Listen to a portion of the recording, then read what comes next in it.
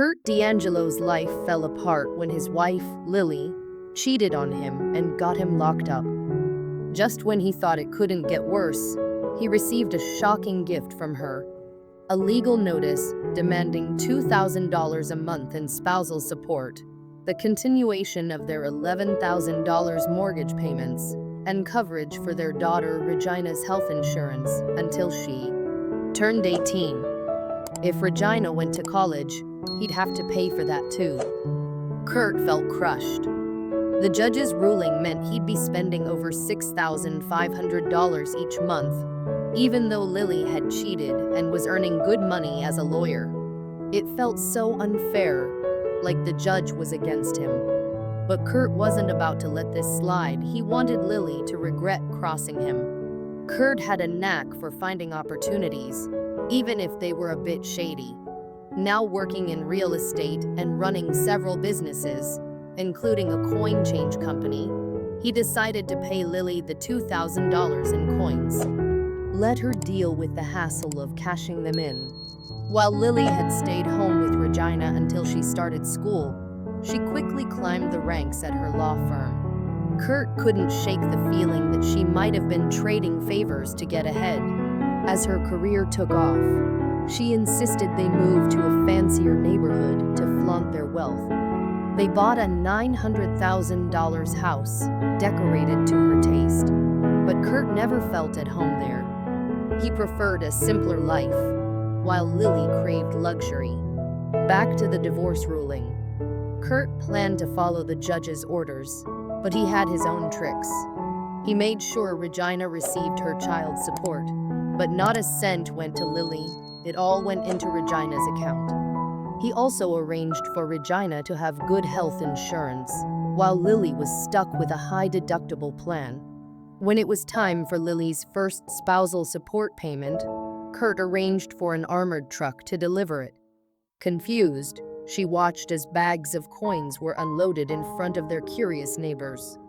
As the truck drove away, she yelled at him, but he just waved and called back, "Hope you enjoy your money from your lover." One day, a man approached Kurt, asking if he was Kurt D'Angelo. He snapped a photo and handed Kurt a summons, saying, "You've been served." Kurt realized he had court next Wednesday, giving him a week to prepare. During that week, he and Regina had lunch together. She was upset with her mom, and Kurt warned her that he might end up in jail if things didn't go well in court. On the court day, Kurt and his lawyer waited for Lily and her lawyer. They taunted him, and when Regina tried to speak, the judge scolded her. Kurt's lawyer protested, but the judge seemed to have made up his mind, influenced by a report from a psychiatrist. Kurt was furious. How could Lily lie like that? The judge wouldn't even listen to him. It felt like Lily's law firm was running the show, and he was determined to get his revenge. Lily's lawyer insisted Kurt was in the wrong because he paid the support in coins, which damaged her floor and took hours to clean. Kurt's lawyer quickly pointed out that coins are legal for payment. Then the judge asked if Kurt could pay with a check in the future. Before he could finish, Kurt's lawyer countered that if the police wouldn't accept checks, why should Kurt have to? Finally, Kurt had enough. He stood up and confronted the judge, asking, "Are you trying to please my wife's law firm?" The judge, taken aback, declared Kurt in contempt of court, sentencing him to 6 months in jail unless he apologized. Kurt wasn't scared. He'd been in juvie before and was tough. He was taken to a holding cell and then moved to a jail cell, which felt more like a prison. That night, he ran into an old friend, Randall, known as Ringer. They hugged and caught up. Ringer asked what happened, and Kurt explained how he disrespected the judge. Ringer promised to support him, and they reminisced about their rough pasts. Lying in bed, Kurt thought about his childhood. He grew up with an abusive father and a passive mother, finding comfort on the streets with friends. He made bad choices, including petty crimes that got him into juvie. But when he was 20, He bought his first investment property and started turning his life around. He met Lily when he was 22. Their lives were so different, but they connected and got married. They had Regina a year later and tried to live the American dream. But as Lily's career took off, things changed. She wanted fancy clothes and dining out instead of their simple barbecues. Soon, she made rude comments about their neighbors, leading to constant arguments and insisting they move to a fancier area. They moved for better schools, but Regina faced mean classmates. She wanted to go home, and so did Kurt, but Lily wouldn't let them. The trouble began one night when Lily said she was going dancing. Kurt tracked her phone and saw her dancing closely with guys at the club, kissing and touching. While in the bathroom, two guys walked in and joked about Lily's wild behavior. When Kurt stepped out, he saw Lily in one of the guys' arms, kissing him on the dance floor. She texted him later, claiming she drank too much and would stay at a coworker's place. But Kurt saw her leaving the club, arm in arm with a young lawyer from her office.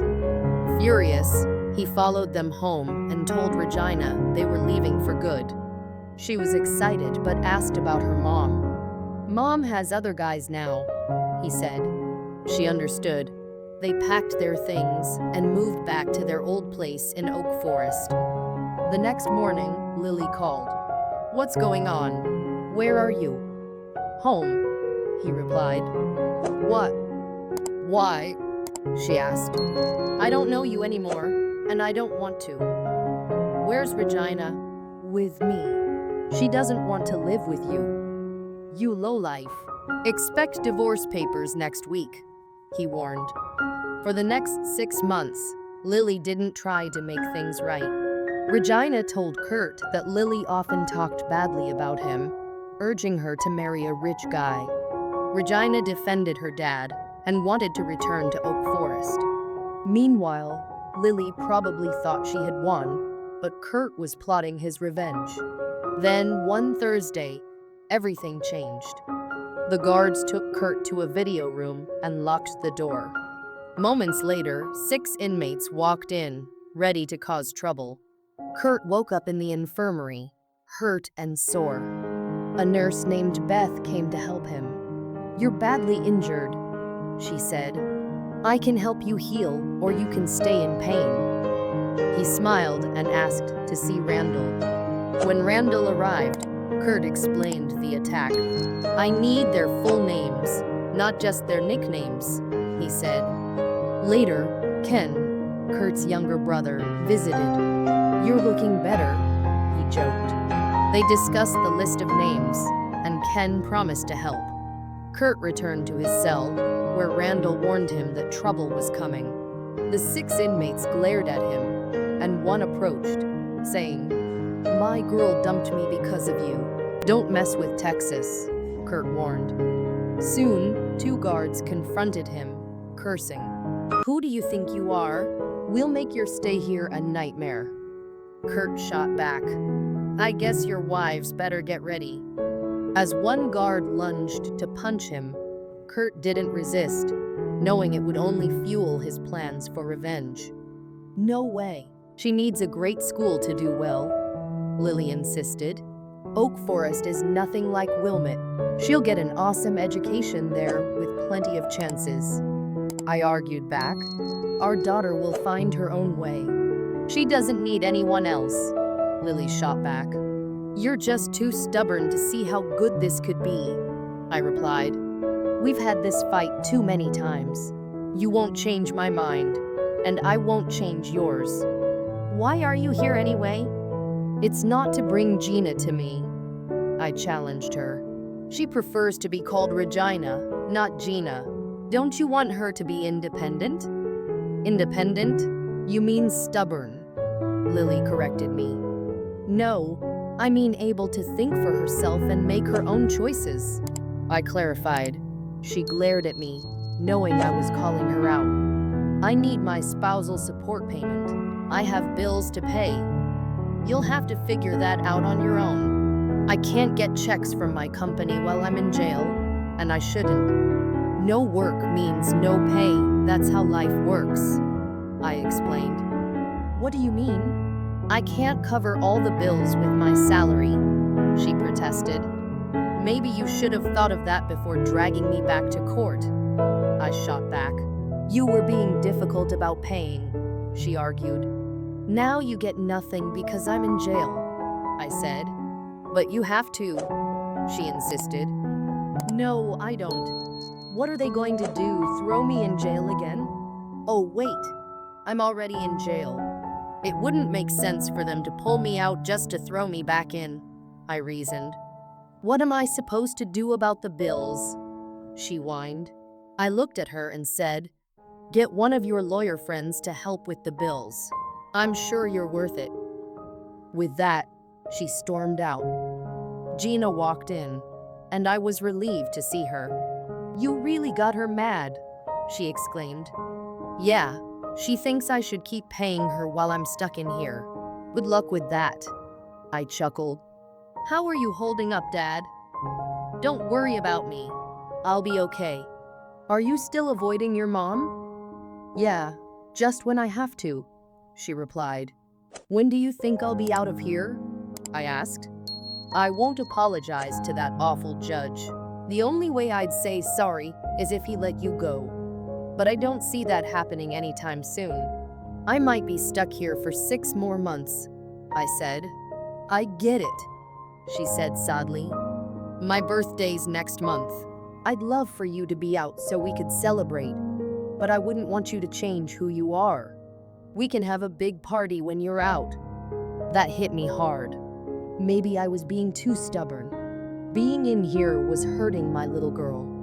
Then Gina shared some wisdom. If a person doesn't have principles, he has nothing. Like Abraham Lincoln said, important principles must be strong.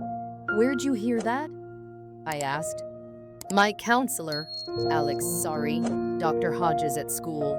It's been good to talk to someone about this. Some teachers noticed my grades slipping and got me to talk to the counselor. It's helping me deal with Mom, even though I'm still not talking to her. Figures a fancy school like Wilmette would have a PhD as their counselor. Those rich kids couldn't just chat with any regular school counselor, I said. Looks like your mom's not too happy with you either, I added. Yeah, she's getting pretty annoyed with me, but I just ignore it. It seems to make her angrier, but I'm not bothered, Jenna replied. Well, in a couple more months, she'll have to find somewhere else to live. The bank won't wait forever for its huge loan payment. Her fancy house will probably be foreclosed in 3 months, I explained. But Dad, won't that hurt your credit if the house gets taken? Gina asked. When you usually pay with cash, you don't care about credit. That big house was the only thing I ever borrowed money for, I clarified. Really? Wow, Dad. Even with all your rental properties and businesses, you never took out a loan? Gina marveled. I used cash from the others to buy new ones, I revealed. Dad, I've always admired you, but now even more, she said, smiling. Thanks, honey. You really know how to lift my spirits, I responded. It was wonderful to see my daughter, but I wished we could spend more time together. Missing her birthday would be tough, but I knew she was strong. By the end of the month, life in jail had changed for me. Everyone started calling me Tech after I stood up to the judge. Then one day, I walked into my cell and saw Lily waiting for me. I almost turned around, but she pleaded, Kurt, please stay. I need to talk. I don't want to talk to you, I snapped. We're about to lose our house. You have to help me with some money, she insisted. I replied, that house is yours. I never wanted it. Let the bank take it. You can't just do that. Please, you have to help, she cried. I retorted, go ask your friends for help. I'm sure they have plenty of money. Why did you lie to the judge about me? She demanded. and I felt the sting of her accusation. She fell silent, realizing she'd wronged me. As she started to cry, I turned and walked away, finally relieved after saying what I needed to say. When I returned to my cell, a guard called for me. I thought it was Lily again, but it was Gina, my daughter. "Gina, I didn't know you were coming," I exclaimed. "I wouldn't let Mom come alone," she replied. "I'm sorry I missed your birthday, but I have a present for you." "Dad, I love you, and you don't have to give me anything," she assured me. "I don't have the gift with me, but I can tell you about it. The Oak Forest house is yours, in a trust until you're an adult. Can I stay there when I get out?" she asked eagerly. "Of course. I'll pay you rent," I promised. Then Gummy, my buddy, visited. We had videos of my wife and her lawyer friends engaged in illegal activities. It was time to expose them. My brother would post the videos online with the tagline, "Don't mess with Texas." The news would go crazy, and I grinned at the thought. As I walked back to my cell, I couldn't help but smile. Ringer, another inmate, noticed and muttered, "Uh-oh." I nodded, my grin growing. When the videos went live, chatter erupted in the jail. One of the big inmates came to my cell to apologize for his earlier actions. I accepted his apology and reminded him, "Size doesn't make you invincible." 3 days later, the judge called me in. My lawyer smirked. "Time will tell," I said. When the judge arrived, he looked furious. "You did this," he yelled. "What are you talking about?" I replied coolly. "You're tech, right?" he shouted. "I've been called that," I admitted. "You'll pay for this," he threatened. "I've been locked up for 4 months. How could I have done anything?" I pointed out. "You have friends. We all have friends, Your Honor," I added sarcastically. "Call off your dogs," he demanded. "Now you're calling my friends dogs? They might not like that," I warned. "Are you threatening me?" he asked. "No, just stating an old saying," I clarified. "I'll make your life hell. Watch your back when you get out," he threatened.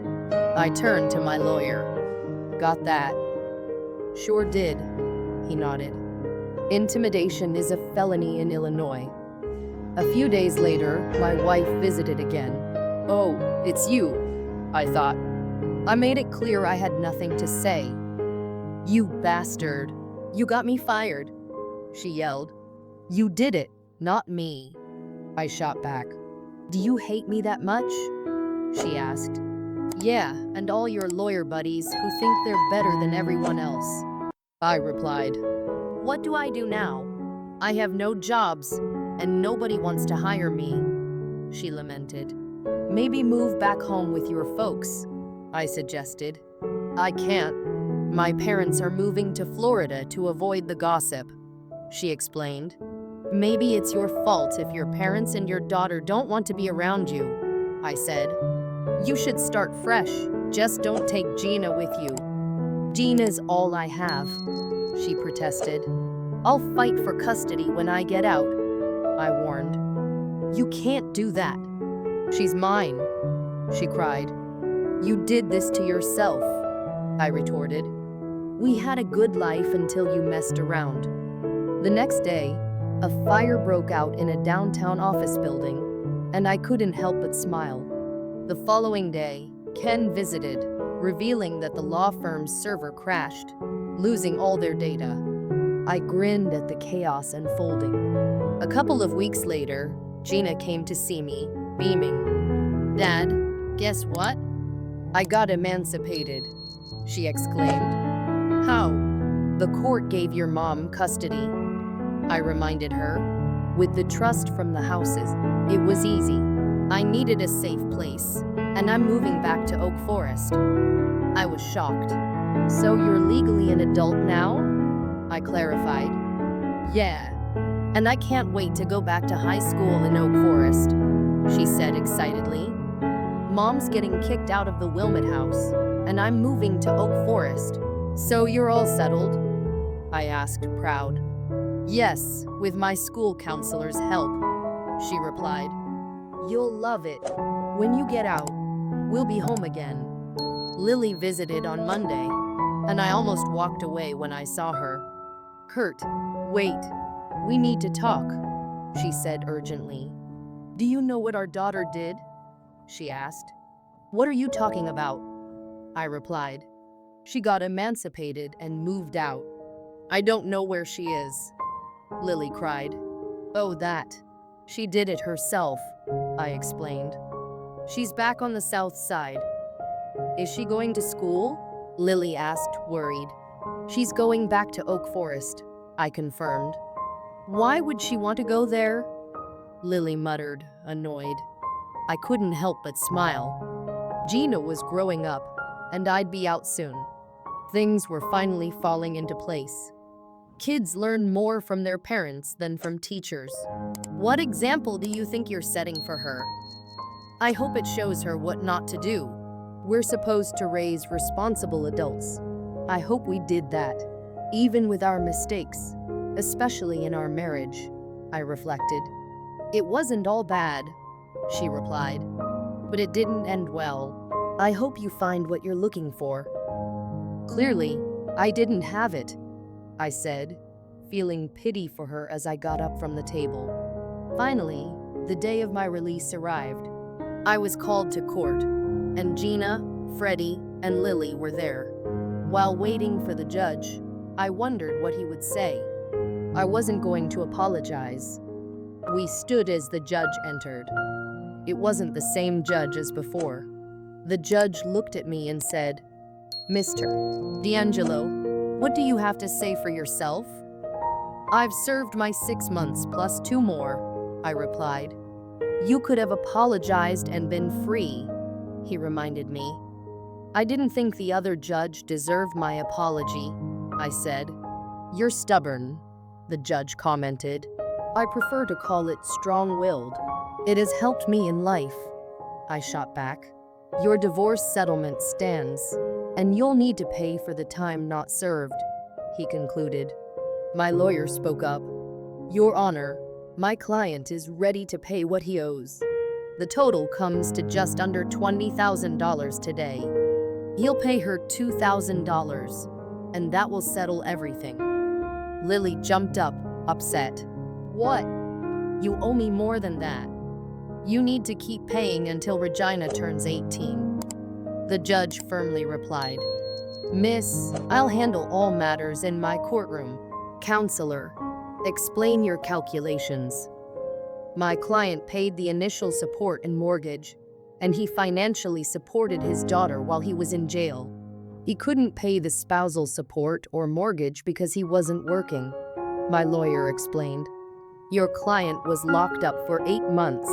Just the spousal support would be $166,000, not to mention the mortgage, the judge said.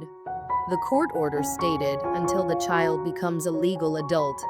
The child in question has been emancipated for 3 months, and the house was foreclosed 3 months ago, so there were no payments. The total owed is $1,782. He'll pay her $20,000 and sever all ties, my lawyer clarified. The judge reviewed the documents, but couldn't dispute the facts. I'll need to do more research. If what you presented is correct, then I'll accept this amount. He turned to Lily and me, saying, You share a child. Despite her legal status, she's still a teenager with needs. You both need to be civil for her sake. Mr. D'Angelo, you should treat others involved in your divorce with respect. Can I get your word on that? Yes, Your Honor, I replied. Mrs. D'Angelo? The judge asked her. Yes, Your Honor, she answered. And Regina? He looked at Gina. It's Gina, but yes, Your Honor, she clarified. Unless these figures are wrong, I'll close this case. Mr. D'Angelo, you're free to go, the judge declared. Thank you, Your Honor, my lawyer said as we left. Gina rushed over and hugged me tightly while Freddie smiled nearby. I noticed Lily glaring at us. Then she approached me, exclaiming, $20,000? That's it? That's unfair. You chose your new partners over me. They can support you now, I replied calmly. You can't do this to me, she protested. Lily, let's be civil for Gina's sake, I urged. It's Regina, she snapped. Okay, what am I supposed to do? I have nothing, she lamented. You can find another job, and I can help you with housing. I have a rental you can stay in rent-free for 6 months, I offered. Move back to the south side? She whined. It's free. You can't argue with that, I reasoned. Oh, she sighed, frustrated, turning to Gina and Freddie. Ready to go? I asked. Absolutely, they both replied. Freddie, I owe you dinner, I remembered. I think so too, she agreed. Let's go to RPM Italian. I made a reservation after getting my release confirmation. I need to erase the taste of jail food, I joked. Out of the corner of my eye, I saw Lily's fury. RPM Italian was our spot for special occasions. I booked a table for 6:30, so we had time. Mind if we take a drive? I just want to feel the freedom, I suggested. Turning to Freddie, I asked, I reserved for 4. Can you check if your husband can join? She went silent, her face blank. Then Gina spoke up. Dad, she doesn't have a husband anymore. I was confused. Freddie always wore her wedding rings. What was I missing?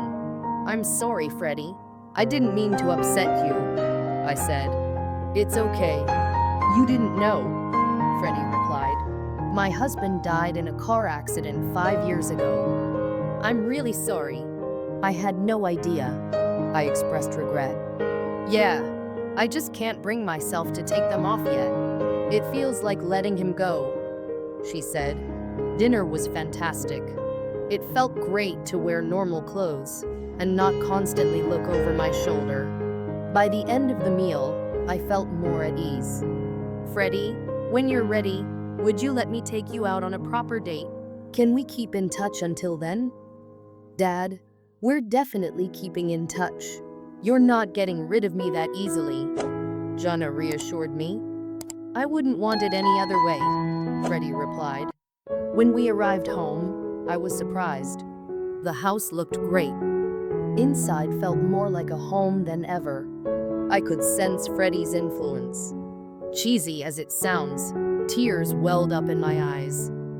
This toughened criminal is emotional, I joked. I admit, I feel like I'm home, I replied. Freddie called out, Alex. I turned to her, puzzled. She took off her rings and smiled at me. Unable to resist, I smiled back. 10 lawyers, 4 paralegals, 6 politicians, and a judge saw their careers and marriages fall apart because of my divorce. Whether stubborn or strong-willed, sometimes sticking to your principles pays off. On a positive note, Gina gained a new mother and younger siblings, twins named Frederick and Alexis. As for Lily, she married a wealthy lawyer, perhaps finally achieving what she desired. I hope she's happy. I know I am.